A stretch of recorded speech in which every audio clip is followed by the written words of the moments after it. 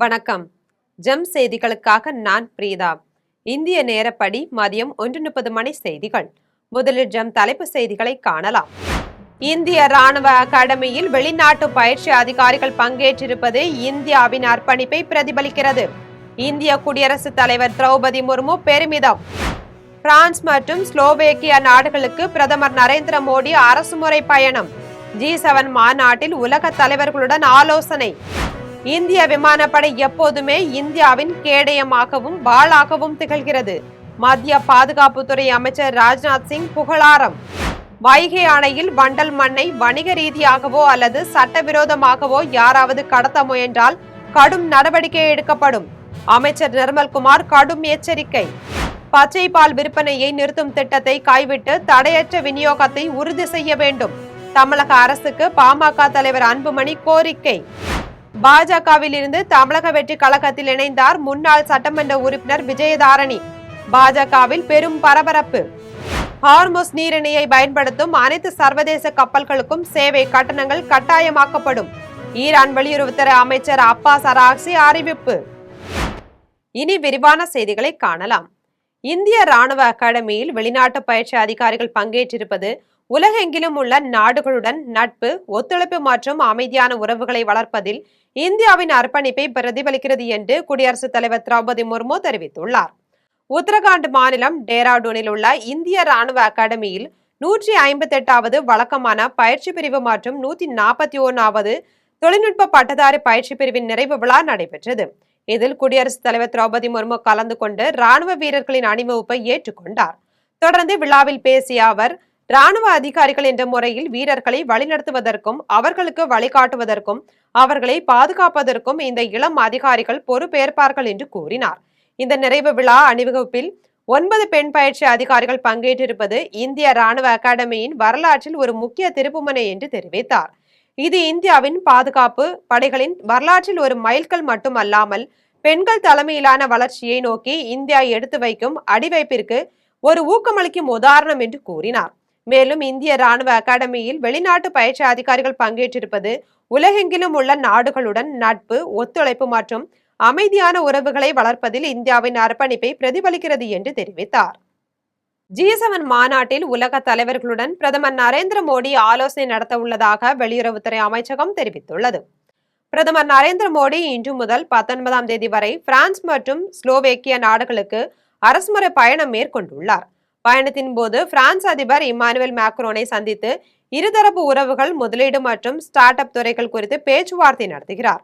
பின்னர் ஸ்லோவேக்கியாவில் பிரதமர் ரைபோர்ட் ஃபைகா மற்றும் ஜனாதிபதி பீட்டர் பெல்கிரினி ஆகியோரை சந்திக்கிறார்.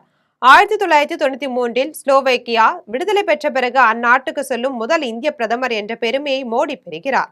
இதனைத் தொடர்ந்து ஜூன் 16 மற்றும் 17 தேதிகளில் நடைபெறும் 52வது G7 மாநாட்டில் மோடி பங்கேற்க உள்ளதாக வெளியுறவுத்துறை அமைச்சகம் தெரிவித்துள்ளது.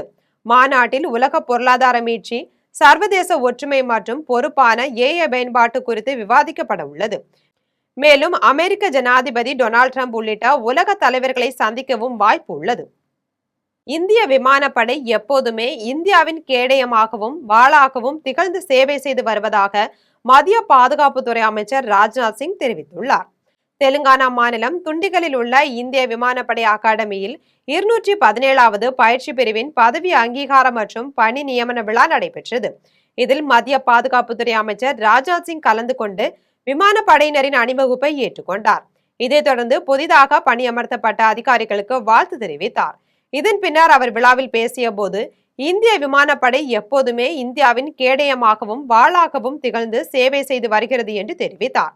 இந்த உன்னதமான வீரியத்தை சமீபத்தில் நடைபெற்ற ஆபரேஷன் சிந்தூர் நடவடிக்கையிலும் நாம் கண்டோம் என்று கூறினார். நமது விமானப்படையின் பயிற்சி பெற்ற தைரியமிக்க மற்றும் ஒழுக்கமிக்க அதிகாரிகள் இதில் மிக முக்கிய பங்களிப்பை வழங்கியுள்ளதாக தெரிவித்தார். வைகை அணையில் வண்டல் மண்ணை வணிக ரீதியாகவோ அல்லது சட்டவிரோதமாகவோ யாராவது கடத்த முயன்றால் கடும் நடவடிக்கை எடுக்கப்படும் என அமைச்சர் நிர்மல்குமார் எச்சரித்துள்ளார்.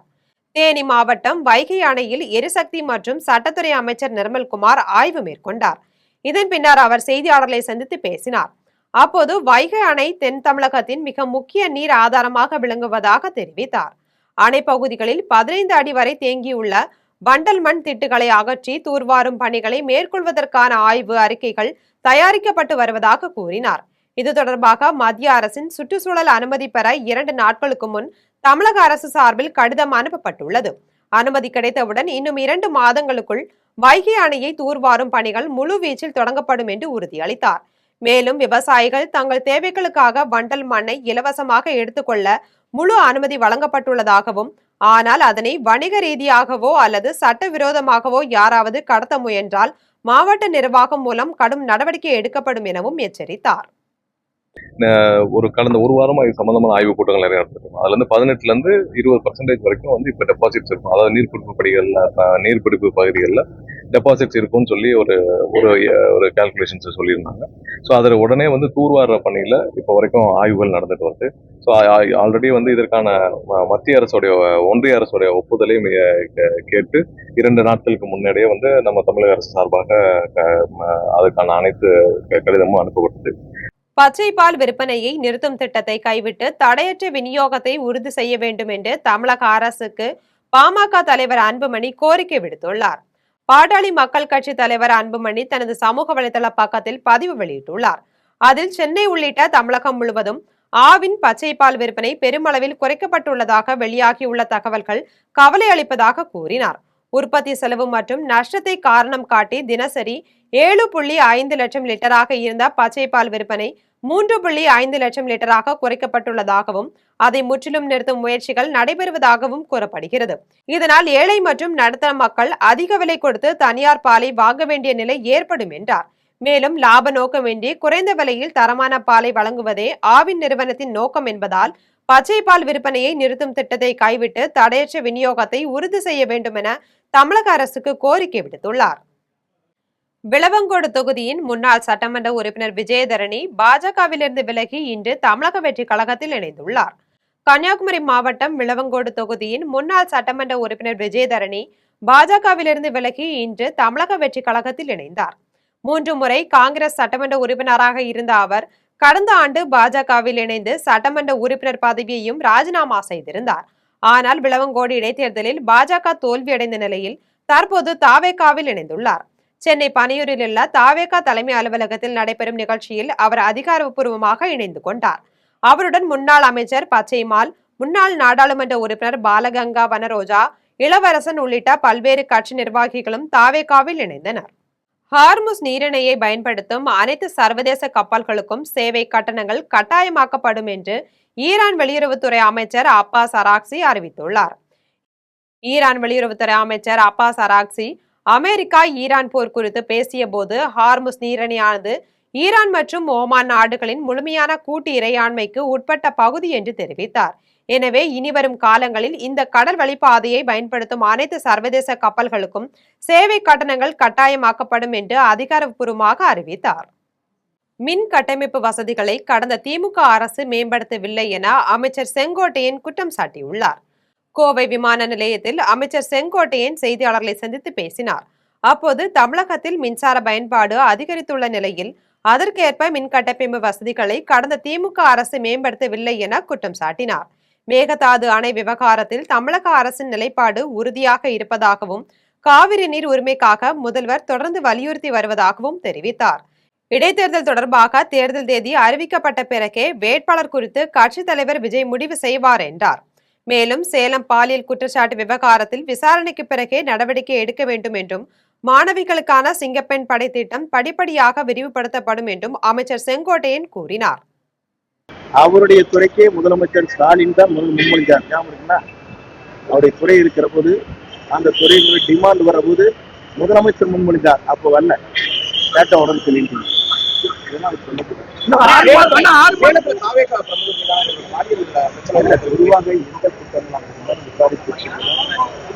நடவடிக்கை துரிதமாக எடுக்கப்படும்.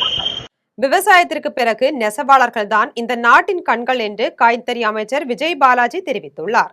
வேலூர் மாவட்டம் கொண்டசமுத்திரம் பகுதியில் உள்ள சிறிய அளவிலான கைத்தறி பூங்காவை கைத்தறி துணிநூல் மற்றும் கதர்துறை அமைச்சர் விஜய் பாலாஜி ஆய்வு செய்தார். பின்னர் செய்தியாளர்களை சந்தித்து பேசினார். அப்போது விஜய் பாலாஜி துறை சார்ந்த ஆய்வுக்காக கைத்தறித்துறை இறக்கமாக சென்றுள்ளது என்றும், அதை மேம்படுத்துவதற்கான வழிவகைகளை செய்ய வேண்டும் என்றும் கூறினார். விவசாயத்திற்கு பிறகு நெசவாளர்கள் தான் தமிழ்நாட்டுடைய கண்கள் என்பதால் அவர்களுடைய வாழ்வாதாரம் மேம்படுத்துவதற்கு என்னென்ன வழிவகை செய்ய வேண்டுமோ நிச்சயமாக அதை அரசு செய்யும் என்று உறுதியளித்தார். மேலும் நெசவாளர்களுக்கு உண்டான ஊதியம் இந்த அரசு கொண்டு செல்லும் பொங்கலுக்கு தரப்படும் புடவை, வேஷ்டி, கைத்துறையில் நெசவு செய்வதற்காக கைத்தறி முக்கியத்துவம் கொடுத்து வழங்கப்படும் என்று அமைச்சர் விஜயபாலாஜி தெரிவித்தார். மன்னார்குடி அருகே கூரை வீடுகள் தீயில் எரிந்து சேதமானதை பார்வையிட்ட முன்னாள் அமைச்சர் காமராஜ் அவர்களுக்கு ஆறுதல் கூறி நிதியுதவி வழங்கினார். திருவாரூர் மாவட்டம் மன்னார்குடி அடுத்த சவளக்காரன் கிராமம் கீழத்தெருவை சேர்ந்தவர் மணிகண்டன். இவரது கூரை வீடு மின்கசிவு காரணமாக திடீரென தீப்பிடித்து எரிந்தது. அப்போது அந்த பகுதியின் காற்றின் வேகம் அதிகமாக இருந்ததால் தீ மளமளவென அருகில் உள்ள தாமரை செல்வன், கலையரசி, இந்திராணி, கௌசல்யா, சுமதி, செல்வராஜ் ஆகியோர்களின் கூரை வீடுகளுக்கும் பரவியதில் 7 கூரை வீடுகள் முழுவதும் எரிந்து சேதமானது. தீ விபத்தின் காரணமாக வீடுகளில் இருந்த நகைகள், ரொக்க பணம் மற்றும் அத்தியாவசிய பொருட்கள் அனைத்தும் தீயில் இருந்து நாசமானது. இதனை முன்னாள் அமைச்சர் காமராஜ் நேரில் பார்வையிட்டு பாதிக்கப்பட்டவர்களுக்கு ஆறுதல் கூறி 7 பேருக்கும் நிதியுதவி வழங்கினார். திருவண்ணாமலையில் ஆய்வுக்கு அமைச்சர் தாமதமாக சென்றதால் அரசு அலுவலர்கள் நீண்ட நேரம் காத்திருக்க வேண்டிய சூழல் ஏற்பட்டுள்ளது. திருவண்ணாமலை மாவட்டம் தமிழக பொதுப்பணி மற்றும் விளையாட்டுத்துறை அமைச்சர் ஆதவ் அர்ஜுனா பல்வேறு இடங்களில் ஆய்வு மேற்கொண்டார். இந்நிலையில் போலூர் செங்கம் புதிய 4 வழிச்சாலையின் தரத்தை ஆய்வு செய்வதற்காக அமைச்சர் வருகை தர இருந்தார். ஆனால் குறிப்பிட்ட நேரத்தை கடந்தும் அமைச்சர் வராததால் ஆய்வுக்காக காத்திருந்த பொதுப்பணி மற்றும் நெடுஞ்சாலைத்துறை அதிகாரிகள் உள்ளிட்ட அரசு அலுவலர்கள் நீண்ட நேரம் காத்திருக்க வேண்டிய சூழல் ஏற்பட்டது. இதனால் அதிகாரிகள் மத்தியில் பரபரப்பும் பொதுமக்கள் மத்தியில் அதிருப்தியும் ஏற்பட்டது. திமுக ஆட்சியில் கூட்டுறவு கடன் சங்கங்களில் கடன்கள் கொடுக்கப்பட்டதிலும் வாரா கடன்கள் அதிகரிப்பிலும் பல்வேறு முறைகேடுகள் நடைபெற்றது என அமைச்சர் காந்திராஜ் குற்றம் சாட்டியுள்ளார். தூத்துக்குடி மாவட்டம் சிந்தலக்கரை தொடக்க வேளாண்மை கூட்டுறவு கடன் சங்கத்தில் அமைச்சர் காந்திராஜ் திடீர் ஆய்வு மேற்கொண்டார். பின்னர் செய்தியாளர்களை சந்தித்து பேசினார். அப்போது கூட்டுறவு சங்கங்களில் வழங்கப்பட்ட கடன்கள் மற்றும் வாரா கடன்கள் தொடர்பாக முறைகேடுகள் நடந்ததாக எழுந்துள்ள குற்றச்சாட்டுகள் குறித்து ஆய்வு நடைபெற்று வருவதாக தெரிவித்தார். முறைகேடுகள் நடைபெற்றுள்ளதா என்பதை கண்டறிய துறை வாரியாக கள ஆய்வு மேற்கொள்ளப்பட்டு வருவதாகவும் யார் தவறு செய்திருந்தாலும் சட்டப்படி துறை ரீதியான நடவடிக்கை எடுக்கப்படும் என்றும் அமைச்சர் காந்திராஜ் கூறினார். மாண்புமிகு தமிழக முதல்வர் அவர்களின் வழிகாட்டலின்படி இன்று நம்ம மாவட்டத்துக்கு ஆய்வுக்கு வந்திருக்கோம். வர அலௌன்ஸ்மெண்ட்ல நீங்க கேட்குற கேள்விக்கு எல்லாத்துக்குமே பதில் இருக்கணும். பெரிய கோட்டகுப்பம் பகுதியில் இடுகாடு பயன்பாடு தொடர்பாக ஏற்பட்ட பிரச்சினை குறித்து மாவட்ட ஆட்சியர் ஷேக் அப்துல் ரஹ்மான் தலைமையில் ஆய்வுக் கூட்டம் நடைபெற்றது. விழுப்புரம் மாவட்டம் பெரிய கோட்டகுப்பம் பகுதியில் இடுகாடு பயன்பாடு தொடர்பாக பட்டியலின சமூகத்தினருக்கும் நடுக்குப்பம் மீனவர்களுக்கும் இடையே மோதல் ஏற்பட்டு வந்துள்ளது. இது தொடர்பாக மாவட்ட ஆட்சியர் ஷேக் அப்துல் ரஹ்மான் தலைமையில் சமாதான பேச்சுவார்த்தை நடைபெற்றது. அப்போது கூட்டத்தில் நீதிமன்ற உத்தரவின்படி இடுகாடு பகுதி பட்டியலின சமூகத்தினருக்கு ஒப்படைக்கப்பட வேண்டும் என்றும் அங்கு நிறுத்தப்பட்டுள்ள உடைந்த படகுகளை அகற்ற வேண்டும் என்றும் ஆட்சியர் அறிவுறுத்தினார். மேலும் மீனவர்களின் வாழ்வாதாரம் பாதிக்காத வகையில் அந்த பகுதியில் தூண்டில் வளைவு அமைக்கும் திட்டம் அரசின் பரிசீலனையில் உள்ளதாகவும் அதுவரை இரு தரப்பினரும் அமைதியுடன் செயல்பட வேண்டும் என்றும் வலியுறுத்தினார். தங்கள் பகுதிகளில் நடைபெறும் பெண்களுக்கு எதிரான அநீதிகள் குறித்து உடனடியாக தகவல் தெரிவித்தால் தகுந்த நடவடிக்கை எடுக்கப்படும் என்று சிங்கப்பெண் சிறப்பு அதிரடிப்படை உதவி ஆய்வாளர் மாணிக்க செல்வி தெரிவித்துள்ளார். தென்காசி மாவட்டம் பழைய பேருந்து நிலையத்தில் சிங்கப்பெண் சிறப்பு அதிரடிப்படை உதவி ஆய்வாளர் தலைமையிலான காவலர்கள் ரோந்து பணியில் ஈடுபட்டனர். அப்போது உதவி ஆய்வாளர் மாணிக்க செல்வி பெண்களிடம் பேசிய போது தங்கள் பகுதிகளில் நடைபெறும் குழந்தை திருமணம், பெண்களுக்கு எதிரான அநீதிகள், பாலியல் சீண்டல்கள் மற்றும் சமூக வலைதளங்கள் வாயிலாக நடக்கும் கேலி கிண்டல்கள் குறித்து உடனடியாக தகவல் தெரிவித்தால் தகுந்த நடவடிக்கை எடுக்கப்படும். மேலும் பெண்கள் புகார் தெரிவிக்க தயங்கி நிற்க வேண்டாம் எனவும் கட்டணமில்லா தொலைபேசி எண்ணான 100 1091 ஆகிய எண்களை தொடர்பு கொண்டு புகார்களை தெரிவிக்கலாம் எனவும் விழிப்புணர்வை ஏற்படுத்தினார். மேலூரில் அனுமதியின்றி வைக்கப்பட்டிருந்த விளம்பர பலகையை பொதுமக்களுக்கு பாதிப்பு ஏற்படாத வகையில் அகற்ற வேண்டும் என சமூக ஆர்வலர்கள் கோரிக்கை விடுத்துள்ளனர். மதுரை மாவட்டம் மேலூரில் பேருந்து நிலையம் மற்றும் செக்கடி பஜார் பகுதிகளில் அனுமதியின்றி வைக்கப்பட்டிருந்த விளம்பர பலகையை நகராட்சி அதிகாரிகள் அகற்றினர். காவல்துறை பாதுகாப்புடன் நடைபெற்ற இந்த நடவடிக்கை மாலை நேரத்தில் மேற்கொள்ளப்பட்டதால் மாணவர்கள் மற்றும் பொதுமக்கள் போக்குவரத்து நெரிசலால் சிரமமடைந்தனர்.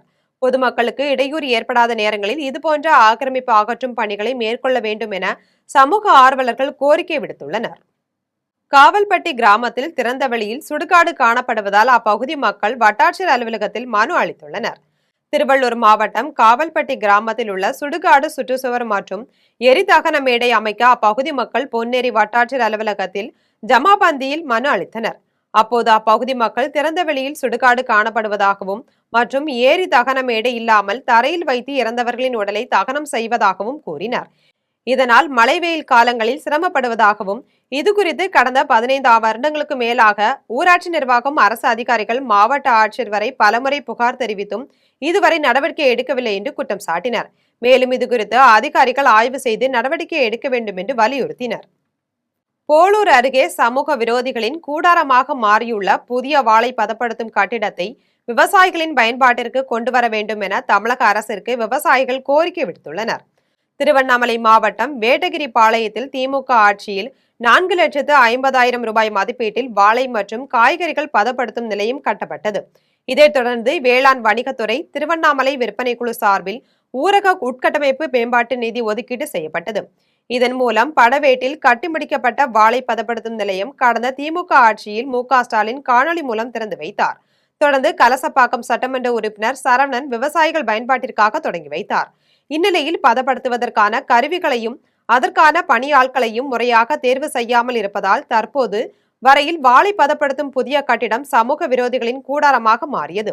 எனவே வாழை பதப்படுத்தும் நிலையத்தை விவசாயியின் பயன்பாட்டிற்காக திறக்க வேண்டும் என விவசாயிகள் மாவட்ட நிர்வாகத்திற்கும் மற்றும் தமிழக அரசுக்கும் கோரிக்கை வைத்தனர்.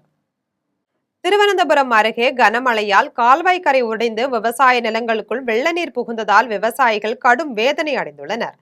கேரள மாநிலம் திருவனந்தபுரம் அருகே பெய்த கனமழையால் கோட்டக்கால் பகுதியில் உள்ள கால்வாயின் கரை உடைந்து வெள்ள நீர் விவசாய நிலங்களுக்குள் புகுந்தது. இதனால் சுமார் 50 ஏக்கர் பரப்பளவில் பயிரிடப்பட்டிருந்த வாழை, மரவள்ளிக்கிழங்கு, தென்னை மற்றும் காய்கறி பயிர்கள் சேதமடையும் அபாயம் ஏற்பட்டுள்ளது. மழைநீரில் பயிர்கள் மூழ்கியதால் விவசாயிகள் கடும் பாதிப்புக்குள்ளாகியுள்ளனர். சேதமடைந்த பயிர்களுக்கு உரிய இழப்பீடும் நிலுவையில் உள்ள காப்பீடு தொகையும் உடனடியாக வழங்க வேண்டும் என கேரள அரசுக்கு விவசாயிகள் கோரிக்கை விடுத்துள்ளனர். திருவனந்தபுரம் அருகே கனமழையால் கால்வாய் கரை உடைந்து விவசாய நிலங்களுக்குள் வெள்ள நீர் புகுந்ததால் விவசாயிகள் கடும் வேதனை அடைந்துள்ளனர். கேரள மாநிலம் திருவனந்தபுரம் அருகே பெய்த கனமழையால் கோட்டக்கால் பகுதியில் உள்ள கால்வாயின் கரை உடைந்து வெள்ள நீர் விவசாய நிலங்களுக்குள் புகுந்தது. இதனால் சுமார் 50 ஏக்கர் பரப்பளவில் பயிரிடப்பட்டிருந்த வாழை, மரவள்ளிக்கிழங்கு, தென்னை மற்றும் காய்கறி பயிர்கள் சேதமடையும் அபாயம் ஏற்பட்டுள்ளது. மழைநீரில் பயிர்கள் மூழ்கியதால் விவசாயிகள் கடும் பாதிப்புக்குள்ளாகியுள்ளனர். சேதமடைந்த பயிர்களுக்கு உரிய இழப்பீடும் நிலுவையில் உள்ள காப்பீடு தொகையும் உடனடியாக வழங்க வேண்டும் என கேரள அரசுக்கு விவசாயிகள் கோரிக்கை விடுத்துள்ளனர். கூவத்தூரில் நடைபெற்ற மாற்றுக் கட்சியினர் இணையும் விழாவில் அண்ணாமலை தொடங்கியுள்ள வி த லீடர்ஸ் இயக்கத்தில் ஏராளமானோர் இணைந்தனர். செங்கல்பட்டு மாவட்டம் செய்யூர் அருகே கூவத்தூரில் அண்ணாமலை தொடங்கியுள்ள வி த லீடர்ஸ் இயக்கம் சார்பில் மாற்றுக் கட்சியினர் இணையும் விழா நடைபெற்றது. முன்னாள் சட்டமன்ற உறுப்பினர் வாசுதேவன் தலைமையில் பாஜக மாவட்ட பொதுச் செயலாளர் மலர்மதன் முன்னிலையில் 100க்கும் மேற்பட்ட பாஜக நிர்வாகிகள் பாஜகவிலிருந்து விலகி வி த லீடர் இயக்கத்தில் ஆன்லைன் வாயிலாக தங்களை இணைத்துக் கொண்டனர்.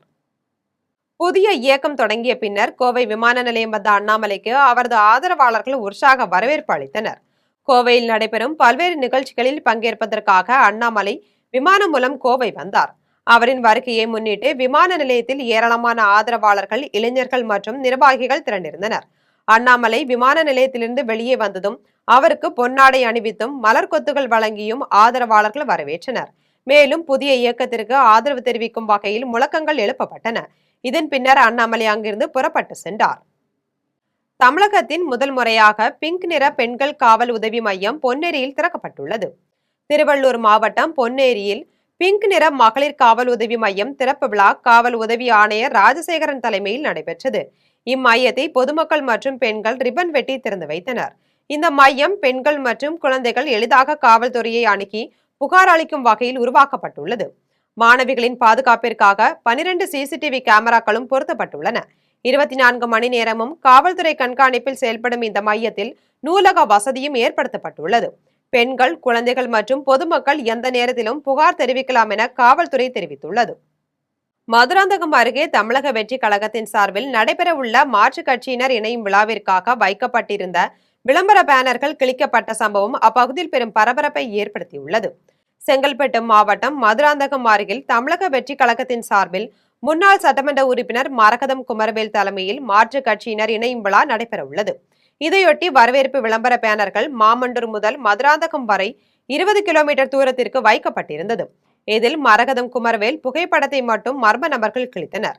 இதனால் விளம்பர பேனர்கள் தற்போது அகற்றப்பட்டு வருகிறது. இதுகுறித்து காவல்துறையினர் விசாரணை மேற்கொண்டு வருகின்றனர். சேலம் பெங்களூரு தேசிய நெடுஞ்சாலையில் 4 யூனிட் எம்சாண்ட் ஏற்றிய டிப்பர் லாரியை பறிமுதல் செய்ததற்கு எதிர்ப்பு தெரிவித்து லாரி உரிமையாளர்கள் சாலை மறியலில் ஈடுபட்டனர். சேலம் மாவட்டம் காடையாம்பட்டி தாலுகாவில் 50க்கும் மேற்பட்ட தனியார் கிரஷர்கள் செயல்பட்டு வருகின்றன. இங்கு தயாரிக்கப்படும் ஜல்லி, எம்சாண்ட் மற்றும் பீசாண்ட் ஆகியவை டிப்பர் லாரிகள் மூலம் பல்வேறு பகுதிகளுக்கு கொண்டு செல்லப்படுகின்றன. வழக்கமாக 4 யூனிட் அளவிற்கு பொருட்கள் ஏற்றி செல்லப்பட்ட நிலையில் தற்போது டிப்பர் லாரிகளில் 2 யூனிட் மட்டுமே ஏற்ற வேண்டும் என அரசு உத்தரவிட்டுள்ளதாக கூறப்படுகிறது. இந்நிலையில் 4 யூனிட் எம்சாண்ட் ஏற்றி வந்த 2 டிப்பர் லாரிகளை செம்மாண்டப்பட்டி வருவாய் ஆய்வாளர் பிடித்து தீவட்டிப்பட்டி காவல் நிலையத்தில் வழக்கு பதிவு செய்ய புகார் அளித்தார். இதற்கு எதிர்ப்பு தெரிவித்து டிப்பர் லாரி உரிமையாளர்கள் மற்றும் ஓட்டுநர்கள் தீவட்டிப்பட்டி பகுதியில் சேலம் பெங்களூரு தேசிய நெடுஞ்சாலையில் திடீர் சாலை மறியலில் ஈடுபட்டனர். இதனால் தேசிய நெடுஞ்சாலையில் போக்குவரத்து பாதிக்கப்பட்டது.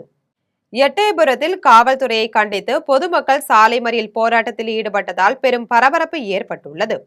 தூத்துக்குடி மாவட்டம் மேல ஈரால் கிராமத்தில் கோயில் கொடை விழாவுக்காக கண்மாயில் இருந்து சரள் மண் எடுத்துள்ளனர். அப்போது உரிய அனுமதி பெறாமல் மண் எடுத்ததாக கூறி காவல்துறையினர் மண் அள்ளிய வாகனத்தை பறிமுதல் செய்தனர்.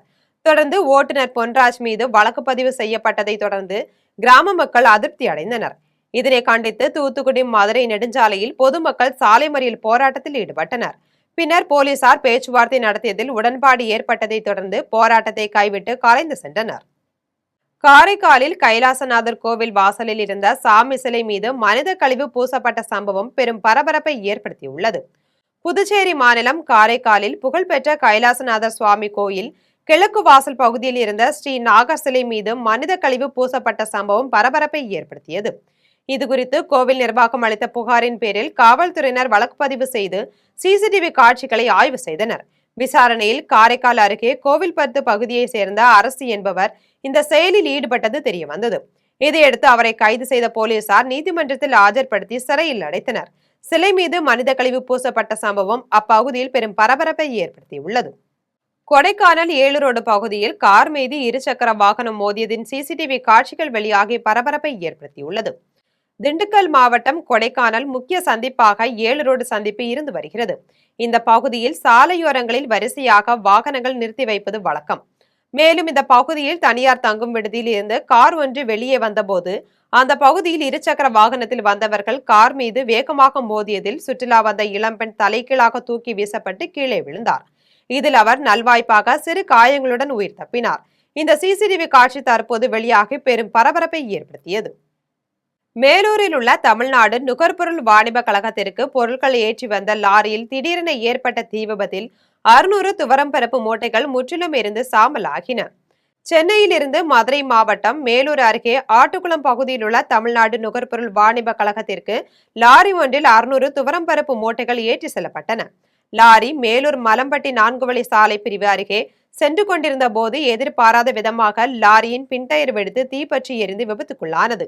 இதனால் அப்பகுதியில் பரபரப்பு ஏற்பட்ட நிலையில் இதுகுறித்து தகவல் அறிந்த மேலூர் தீயணைப்புத்துறை நிலைய அலுவலர் மணிவண்ணன் தலைமையிலான மீட்பு படையினர் சம்பவ இடத்திற்கு விரைந்து வந்து லாரியில் பற்றிய தீயை போராடி அணைத்தனர்.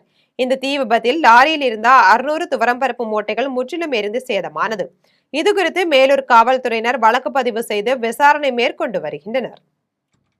வானகரம் அருகே பெயிண்ட் நிறுவனம் மற்றும் கன்சோட்டு மருந்து தயாரிக்கும் நிறுவனம் அருகே இரண்டிலும் திடீரென ஏற்பட்ட தீ விபத்து அப்பகுதியில் பெரும் பரபரப்பை ஏற்படுத்தியுள்ளது. திருவள்ளூர் மாவட்டம் வானகரம் அருகே நூம்பல் பிரதான சாலையில் உள்ள பெயிண்ட் நிறுவனம் மற்றும் கன்சோட்டு மருந்து தயாரிக்கும் நிறுவனம் என 2 நிறுவனங்களில் திடீரென தீ விபத்து ஏற்பட்டது.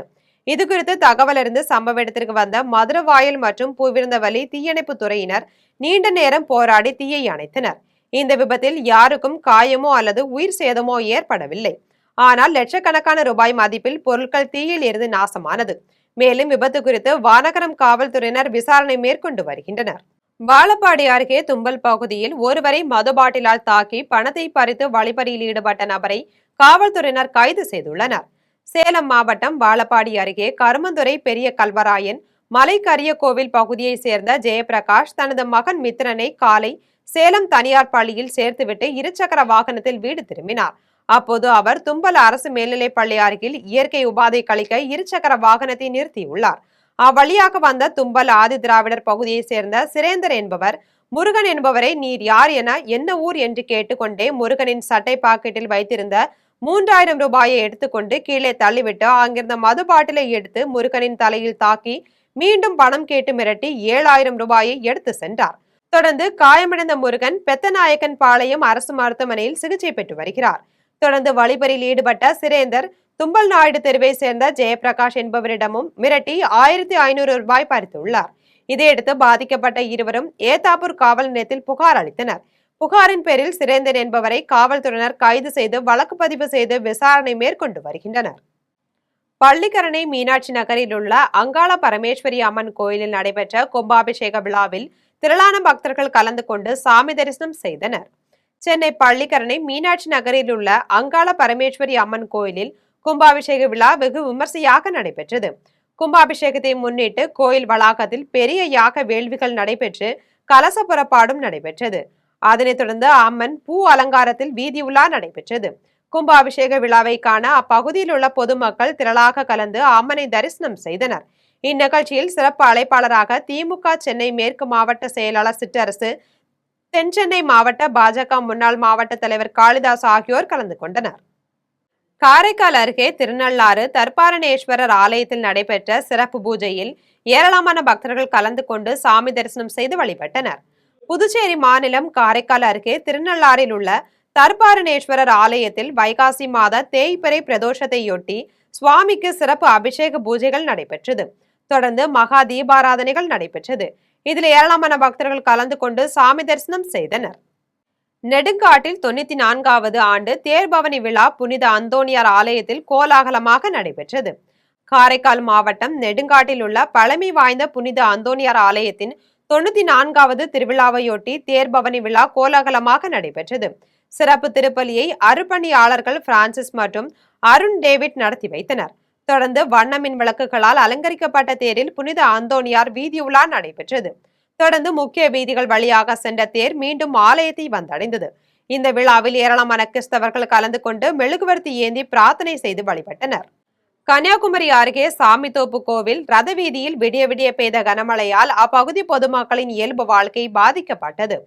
கன்னியாகுமரி மாவட்டத்தில் விடிய விடிய பெய்த கனமழையால் சாமித்தோப்பு கோவில் ரதவீதி முழுவதும் மழைநீர் தேங்கியது. இதனால் அப்பகுதி மக்களின் இயல்பு வாழ்க்கை பாதிக்கப்பட்டதோடு கோவிலுக்கு வரும் பக்தர்களும் கடும் அவதிக்குள்ளாகினர். மேலும் தொடர்ந்து மழை பெய்து வருவதால் நீர்வரத்து அதிகரித்து ரதவீதியை சூழ்ந்துள்ள வெள்ள நீர் குடியிருப்பு பகுதிகளுக்குள் புகுந்துவிடும் என்று அப்பகுதி மக்கள் அச்சம் தெரிவித்துள்ளனர். இனி வருவது திரையுலக செய்திகள். பெண்களுக்கு மிகவும் முக்கியமான படமாக 100 சாமி இருக்கும் என்று நடிகர் விஜய் ஆண்டனி தெரிவித்துள்ளார். இசையமைப்பாளரும் நடிகருமான விஜய் ஆண்டனி தற்போது பிச்சைக்காரன் திரைப்பட இயக்குனர் சசியுடன் இணைந்து 100 சாமி என்ற படத்தில் நடித்துள்ளார். இவர் சென்னையில் நடைபெற்ற இப்பட நிகழ்ச்சியில் கலந்து கொண்டு இயக்குனர் சசி குறித்து பேசினார். அப்போது என் வாழ்க்கையில் 3 முக்கியமான மைல் கற்களை சசி சார் கொடுத்துள்ளார் என்றும் என்னை ஒரு லவர் பாயாக மாற்றியதும் அவர்தான் என்றும் கூறினார். பெண்களுக்கு மிகவும் முக்கியமான படமாக 100 சாமி இருக்கும் என்பதால் நீங்கள் அனைவரும் இப்படத்தை குடும்பத்துடன் வந்து பாருங்கள் என்று தெரிவித்தார். பிச்சைக்காரன் படத்திற்கு பிறகு இந்த கூட்டணி மீண்டும் இணைந்துள்ளதால் மக்கள் மத்தியில் இந்த படத்தின் மீதான எதிர்பார்ப்பு அதிகரித்துள்ளது. இனி வருவது விளையாட்டுச் செய்திகள்.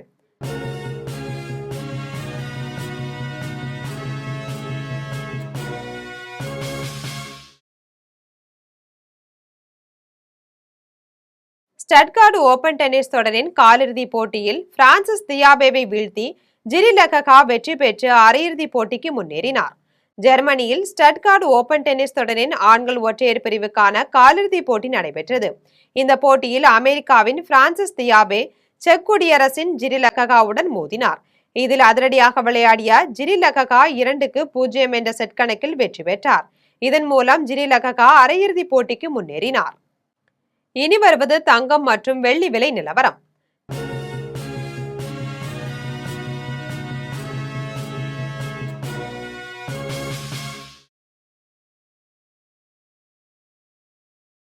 சென்னையில் ஆபரண தங்கம் இன்று 1 சவரன் 1,10,880 ரூபாய்க்கு விற்பனை செய்யப்படுகிறது.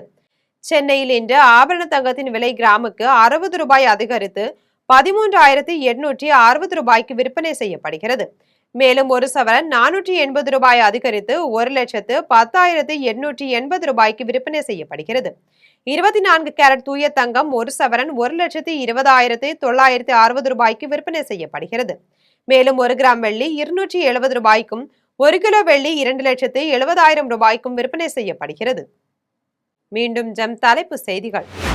இந்திய ராணுவ அகாடமியில் வெளிநாட்டு பயிற்சி அதிகாரிகள் பங்கேற்றிருப்பது இந்தியாவின் அர்ப்பணிப்பை பிரதிபலிக்கிறது. இந்திய குடியரசுத் தலைவர் திரௌபதி முர்மு பெருமிதம். பிரான்ஸ் மற்றும் ஸ்லோவேக்கியா நாடுகளுக்கு பிரதமர் நரேந்திர மோடி அரசுமுறை பயணம். G7 மாநாட்டில் உலக தலைவர்களுடன் ஆலோசனை. இந்திய விமானப்படை எப்போதுமே இந்தியாவின் கேடயமாகவும் வாளாகவும் திகழ்கிறது. மத்திய பாதுகாப்புத்துறை அமைச்சர் ராஜ்நாத் சிங் புகழாரம். வைகை அணையில் வண்டல் மண்ணை வணிக ரீதியாகவோ அல்லது சட்டவிரோதமாகவோ யாராவது கடத்த முயன்றால் கடும் நடவடிக்கை எடுக்கப்படும். அமைச்சர் நிர்மல்குமார் கடும் எச்சரிக்கை. பச்சை பால் விற்பனையை நிறுத்தும் திட்டத்தை கைவிட்டு தடையற்ற விநியோகத்தை உறுதி செய்ய வேண்டும். தமிழக அரசுக்கு பாமக தலைவர் அன்புமணி கோரிக்கை. பாஜகவில் இருந்து தமிழக வெற்றி கழகத்தில் இணைந்தார் முன்னாள் சட்டமன்ற உறுப்பினர் விஜயதாரணி. பாஜகவில் பெரும் பரபரப்பு. ஹார்முஸ் நீரிணையை பயன்படுத்தும் அனைத்து சர்வதேச கப்பல்களுக்கும் சேவை கட்டணங்கள் கட்டாயமாக்கப்படும். ஈரான் வெளியுறவுத்துறை அமைச்சர் அப்பாஸ் அராக்சி அறிவிப்பு. இத்துடன் ஜெம் செய்திகள் நிறைவடைகின்றன. மீண்டும் ஜெம் செய்திகள் மாலை 6 மணிக்கு. உடனுக்குடன் செய்திகளை காண GemLive.tv என்ற இணையதளத்தில் இணைந்திருங்கள். நன்றி, வணக்கம்.